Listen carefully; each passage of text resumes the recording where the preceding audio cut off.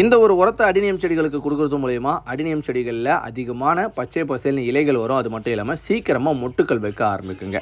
First time நம்மளோட வீடியோஸை பார்க்குறீங்க அப்படின்னா மறக்காமல் சேவ் பண்ணி வச்சுக்கங்க அண்ட் ஃபாலோ பட்டனை தட்டி விட்டுக்குங்க.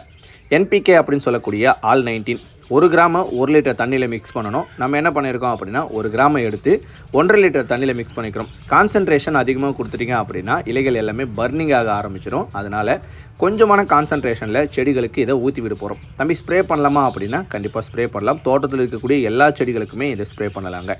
இதை கொடுக்குறது மூலிமா செடிகளில் அதிகமான இலைகளை உற்பத்தி செய்யும். இலைகள் வந்தது அப்படின்னா ஆட்டோமேட்டிக்காகவே மொட்டுக்கள் வந்துடும்.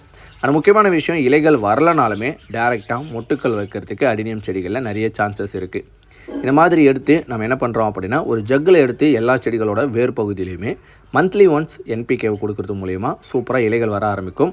உங்கள் வீட்டில் மற்ற குரோட்டன்ஸ் ஏதாச்சும் இருக்குது அப்படின்னா அந்த செடிகளுக்குமே இந்த ஒரு உரத்தை கொடுத்தீங்கன்னா ஒரு சூப்பரான ரிசல்ட்டை வந்து பார்க்க முடியும். நம்ம தோட்டத்தில் இருக்கக்கூடிய செடிகளுக்கு எல்லாத்துக்குமே இந்த மாதிரி கொஞ்சம் கொஞ்சமாக ஊற்றி விட்டுட்டு வரும். யாரெல்லாம் இந்த வீடியோவை பார்த்துட்ருக்கீங்களோ கண்டிப்பாக நம்மளோட வெப்சைட்லேயுமே NPKன்னு போய் சர்ச் பண்ணுங்கள்.